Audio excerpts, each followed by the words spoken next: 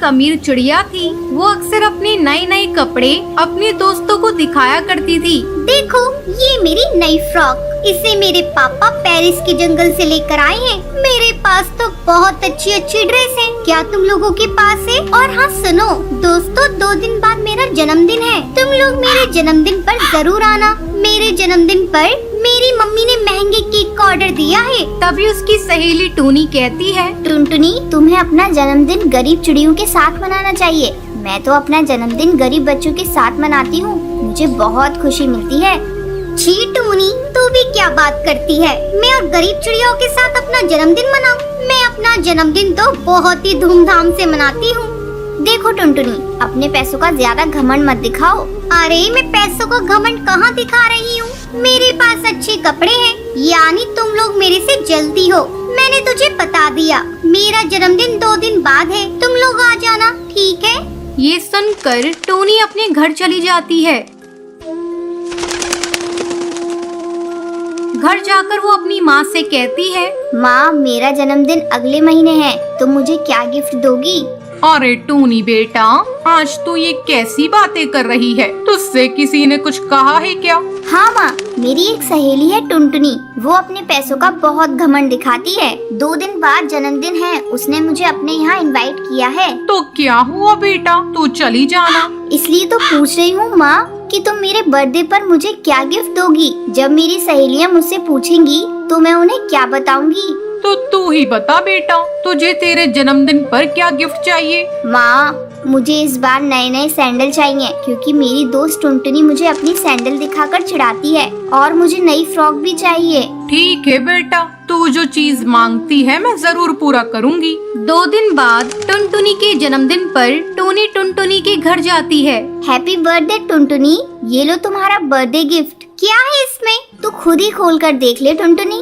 जैसे ही टुनटुनी टोनी का दिया हुआ गिफ्ट खोलती है, अरे इसमें तो पेन है। मैं जानती थी टोनी, तो इससे ज्यादा कुछ दे नहीं सकती। तुम गरीब पक्षियों के पास इतने पैसे कहाँ हैं जो मुझे तुम महंगे गिफ्ट दे सको? ये सुनकर टोनी उदास हो जाती है।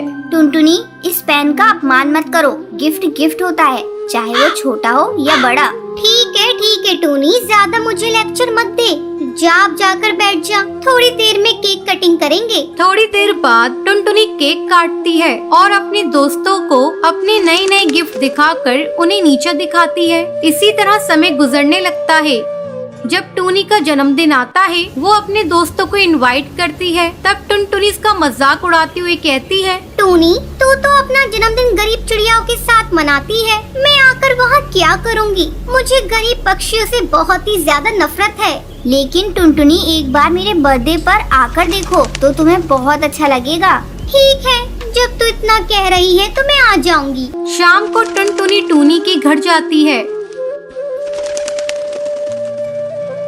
वहाँ टूनी की माँ हलवे को केक की तरह सजाए हुए थी और कुछ गरीब चिड़िया के बच्चे वहाँ पर आए हुए थे। ये सब देखकर टुनटुनी की आंखों में आंसू आ जाते हैं। वो टूनी से कहती है, टूनी, तू ठीक कहती है, मैं अपनी अमीरी का घमंड दिखाती हूँ। सही मायनों में तू अपना जन्मदिन मना रही है। आज के बाद से मैं भी अपना जन्मदिन इन गरीब चिड़ियाओं के साथ ही मनाऊंगी। इनके चेहरे की खुशी देखकर आज मुझे बहुत खुशी मिली है। टुनटुनी, इस जहाँ में कोई भी अपनी मर्जी से गरीब नहीं होता, कोई जन्म से ही अमीर होता है तो कोई अपनी मेहनत से पैसा कमाता है। इसलिए हमें किसी गरीब का मजाक नहीं उड़ाना चाहिए। फिर टुनटुनी उन गरीब चिड़ियाओं के साथ मिलकर टूनी का जन्मदिन सेलिब्रेट करती है। बहुत दिनों की बात है, सुंदरवन जंगल में एक गरीब खूबसूरत चिड़िया रहती थी। उसका नाम जैनी था। जंगल के सब पक्षी उसकी खूबसूरती के दीवाने थे, लेकिन वो बहुत ही ज्यादा गरीब थी। उसकी माँ हेमा पक्षियों के घरों में काम करके अपना गुजारा किया करती थी। एक बार की बात है, हेमा अपनी बेटी जैनी से कहती है, बेटा, मैं ठाकुर साहब के यहाँ काम पर जा रही हूँ। मैंने खाना बना दिया है, तुम खा लेना और अपना ख्याल रखना, मैं जल्दी आऊंगी। ठीक है माँ। ये कहकर हेमा चिड़िया ठाकुर दुर्जन सिंह के यहाँ काम करने आ जाती है। उसका एक बेटा भी था जिसका नाम प्रेम था। वो बहुत ही अच्छा और दयालु कौवा था। नमस्ते ठाकुर साहब। नमस्ते छोटे मालिक। हेमा, तुम्हें आने में देर क्यों हो गई? तुम्हारा हर बार का यही नाटक है। काम करना है तो करो, वरना जाओ यहाँ से। जंगल के बहुत पक्षी हैं जो हमारे यहाँ काम करने के लिए मरते हैं। नहीं ठाकुर साहब, मुझे माफ कर दीजिए, मैं आगे से कभी देर से नहीं आऊंगी। तभी प्रेम अपने पिता से कहता है, पिताजी, हेमा आंटी को माफ कर दीजिए। और हेमा आंटी, कल मेरा जन्मदिन है तो उसकी पार्टी है, आप अपने परिवार को लेकर आइएगा। पर छोटे मालिक, आपकी पार्टी में हम गरीबों का क्या काम? नहीं हेमा आंटी, आप जानती हैं आप मेरे लिए माँ जैसी हैं। माँ के जाने के बाद आपने ही मुझे पाला था।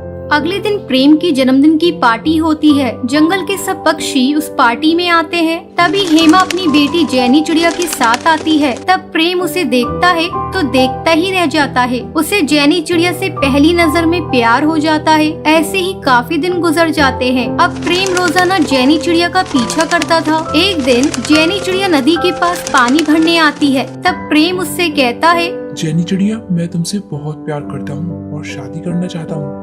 ये सुनकर जैनी बहुत खुश हो जाती है, पर वो प्रेम से कहती है, प्रेम, मैं भी तुमसे प्यार करती हूँ। मैंने जब से तुम्हें देखा है, मैं हर दिन तुम्हारे बारे में सोचती हूँ, लेकिन मैं तुमसे शादी नहीं कर पाऊंगी। हमारा ये रिश्ता तुम्हारे पिताजी को मंजूर नहीं होगा। मैं गरीब और तुम अमीर, इसलिए तुम मुझे भूल जाओ। जैनी, तुम फिक्र मत करो, मैं अपने पिताजी से बात करूंगा। अगर वो नहीं माने तो मैं तुमसे मंदिर में शादी कर लूंगा। तभी वहाँ पर ठाकुर दुर्जन सिंह अपने आदमियों के साथ आ जाता है। ए चिड़िया, तेरी इतनी हिम्मत, तू हमें हमारे बेटे से अलग करेगी? बेटे से अलग करना चाहती है? तेरी औकात क्या है? तू जानती है तेरी माँ मेरे घर नौकरानी है और तुम जैसी चिड़ियों को अच्छे से जानता हूँ मैं। बस पैसों की वजह से तुम मेरे बेटे से शादी करना चाहती हो। फिर जैनी ठाकुर साहब से कहती है, मुझे माफ कर दीजिए, पर मैं प्रेम से सच्चा प्रेम करती हूँ। ठाकुर साहब, मुझे पैसों का कोई लालच नहीं है और चिड़िया मरती होंगी पैसों पर, मैं उन चिड़ियाओं में से नहीं हूँ। ये सुनकर ठाकुर दुर्जन सिंह को बहुत गुस्सा आ जाता है और वो जैनी चिड़िया को पकड़ लेता है और उसे अपने आदमियों से मारने के लिए कहता है। तभी प्रेम कहता है, पिताजी, मैं जैनी से सच्चा प्यार करता हूँ। मैं आपके आगे हाथ जोड़ता हूँ, इसे छोड़ दीजिए वरना मैं मर जाऊंगा। मैंने आपसे जिंदगी में कुछ भी नहीं मांगा, लेकिन मैं आपसे जैनी चिड़िया का साथ मांगता हूँ। बस मुझे ये दे दीजिए। ये सुनकर ठाकुर दुर्जन सिंह को अपनी गलती का एहसास हो जाता है। वो जैनी से कहता है, जा जैनी जा, जी ले अपनी जिंदगी। अब जैनी चिड़िया और प्रेम कौवे की शादी हो जाती है और वे एक साथ खुशी खुशी रहते हैं।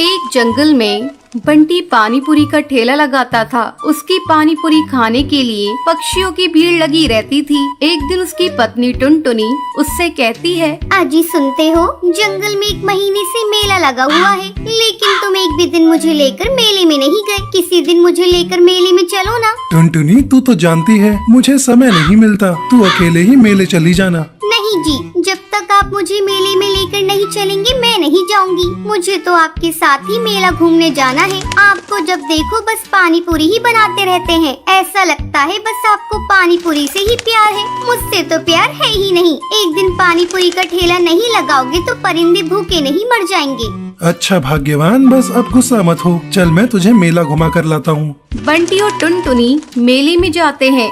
वो दोनों देखते हैं कि मेले में बहुत सारी दुकान लगी हुई है। अजी सुनते हो, इस मेले में तो चाट पकौड़ी भी बिक रही है। तुमने क्यों नहीं अपनी पानी पूरी का ठेला लगाया? टुनटुनी, मैं भी अपना पानी पूरी का ठेला लगाना चाहता था, लेकिन इस मेले में दुकान लगाने का किराया बहुत ज्यादा है, जिसे दे पाना मेरी बस की बात नहीं। चलो छोड़ो, तुम अपना मन छोटा मत करो, मेले में से जो तुम्हें लेना है ले लो। टुनटुनी मेला घूमने लगती है। तभी बंटी की नजर एक पानी पूरी के ठेले पर पड़ती है। अरे, इस पानी पूरी के ठेले पर तो बहुत भीड़ लगी हुई है और पानी पूरी का रेट भी ज्यादा है, फिर भी पक्षी बिना संकोच किए खा रहे हैं। मैं अभी जाकर पता लगाता हूँ कि इसने अपने पानी पूरी का दाम इतना ज्यादा क्यों रखा है। बंटी उस पानी पूरी के ठेले पर जाकर उस पानी पूरी वाले से पूछता है, अरे भाई, तुमने अपनी पानी पूरी का दाम इतना महंगा क्यों रखा है? ऐसा क्या है तुम्हारी पानी पूरी में? ये ऐसी वैसी पानी पूरी नहीं है, बॉम्बे का मशहूर पानी पूरी है। इसका पानी आरओ के पानी से तैयार किया जाता है। और ये देखो, यहाँ बहुत सारे फ्लेवर की पानी पूरी हैं। जरा मुझे भी देना तो। बंटी 50 रुपए पानी पूरी वाले को देता है। जैसे ही बंटी पानी पूरी खाता है, अरे ये तो बॉम्बे की पानी पूरी के नाम पर पक्षियों को लूट रहा है। इससे अच्छी पानी पूरी तो मैं बनाता हूँ, लेकिन जंगल के पक्षियों को मेरी पानी पूरी के 10 रुपए देने में ज्यादा लगता है। मुझे कुछ करना होगा। अगले दिन बंटी अपनी पानी पूरी का दाम 40 रुपए कर देता है। उसके ठेले पर एक कौवी पानी पूरी खाने को आती है। भैया, कल तक तो तुम्हारे पानी पूरी के दाम 10 रुपए था, लेकिन आज तुमने 40 रुपए रेट रखे हैं। ऐसा है बहन जी, कल तक मेरी पानी पूरी का फ्लेवर एक ही होता था, लेकिन आज ढेर सारे फ्लेवर्स हैं। बताइए आपको कौन सा फ्लेवर दूं? तुम अपना फ्लेवर अपने पास रखो, मुझे तुम्हारी पानी पूरी नहीं खानी। तुम बहुत लालची हो गए हो। धीरे धीरे बंटी के पानी पूरी के ठेले पर पक्षी आना बंद कर देते हैं। तभी एक दिन टुनटुनी उससे कहती है, देखा तुमने, पानी पूरी का दाम बढ़ा दिया और पक्षियों ने तुम्हारे ठेले पर आना बंद कर दिया। तुम ऐसा करो, कल से अपने पुराने रेट पर ही तुम पानी पूरी बेचना। तुम सही कह रही हो टुनटुनी। अगले दिन बंटी कबूतर अपना लालच छोड़कर अपने पुराने रेट पर ही पक्षियों को पानी पूरी बेचने लगता है। धीरे धीरे उसके ठेले पर पक्षियों की भीड़ लगने लगती है। ये सब देखकर बंटी बहुत खुश होता है और आगे लालच कभी नहीं करता। हमें कभी भी लालच नहीं करना चाहिए। जो भी इंसान लालच करता है वो अपनी लाइफ में कभी भी खुश नहीं रह सकता। हमें अपनी मेहनत या किस्मत का जितना भी मिल गया उससे अपना काम निकालना चाहिए। लेकिन अगर हम थोड़ा ज्यादा के चक्कर में लालच करेंगे तो हमारे पास अभी जितना है उससे भी हाथ धोना पड़ सकता है। इसलिए कहते हैं, ज्यादा लालच। सुंदरवन जंगल में टुनटुनी अपनी माँ टोनी के साथ रहती थी। टुनटुनी की माँ बहुत दयालु थी। एक दिन टुनटुनी अपनी सहेली रानी चिड़िया को अपने घर लेकर आती है। टुनटुनी, ये बच्ची कौन है? तू किसे घर लेकर आई है? माँ, ये मेरी सहेली रानी चिड़िया है। कल ही इसकी माँ का देहांत हो गया। इसके तो पापा भी नहीं है। क्या इसे मैं अपने साथ रख लूं? तुम इसे भी प्यार करोगी ना माँ? टुनटुनी, ये भी पूछने वाली बात है। मैं तुम दोनों को एक जैसा प्यार दूंगी। आ रानी चिड़िया, मेरे पास आ। डर मत, मैं भी तुम्हारी माँ जैसी हूँ। तुम मुझे ही अपनी माँ समझो। मेरी माँ क्यों मुझे छोड़ के चली गई? मुझे भी अपने साथ ले जाती। नहीं रानी चिड़िया, ऐसी बात नहीं करते। चल, मैं तुझे खाने को रोटी देती हूँ। टुनटुनी, तू भी चल बेटा, तू भी रानी के साथ बैठकर खा ले।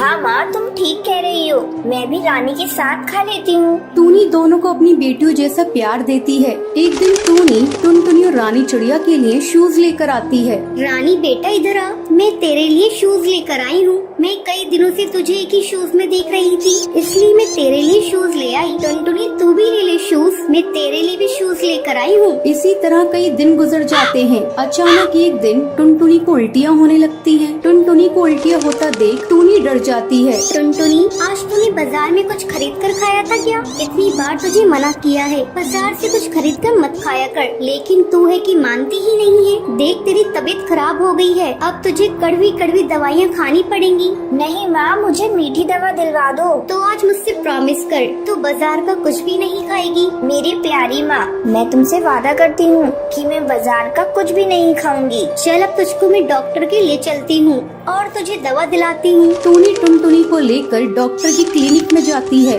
डॉक्टर, देखिए ना, मेरी बेटी को सुबह से उल्टियाँ हो रही है। बहन जी, मैं अभी चेक करके बताती हूँ। डॉक्टर टुनटुनी का चेकअप करती है और चेकअप करने के बाद डॉक्टर टूनी को बताती है, बहन जी, आपकी बेटी की किडनी खराब है। आपको जल्द से जल्द इनका ऑपरेशन कराना होगा, तभी आपकी बेटी की जान बचाई जा सकती है। डॉक्टर, आप मेरी किडनी ले लीजिए, पर मेरी बेटी की जान बचा लीजिए। टूनी जी, आप घबराइए मत। मैं कुछ दवाइयाँ लिख देती हूँ, जिससे आपकी बेटी को कुछ दिनों तक इससे आराम मिलेगा। आगे देखेंगे क्या करना है। टूनी दवाई लेकर टुनटुनी को घर लेकर आती है। बेटा, तू आराम कर, मैं कुछ खाने के लिए लाती हूँ तेरे लिए, फिर तुझे दवाइयाँ दूंगी। माँ मुझे क्या हुआ है, मैं मर जाऊंगी क्या?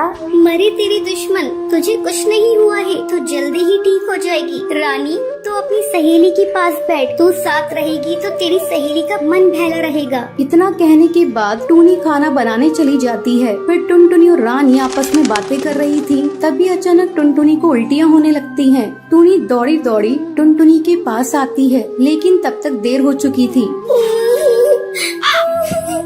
बेटा क्या हो गया तुझे? आंखें खोल अपनी बेटा, तो इस तरह मुझे छोड़कर नहीं जा सकती। टूनी टुनटुनी की डेड बॉडी से लिपट कर रोने लगती है।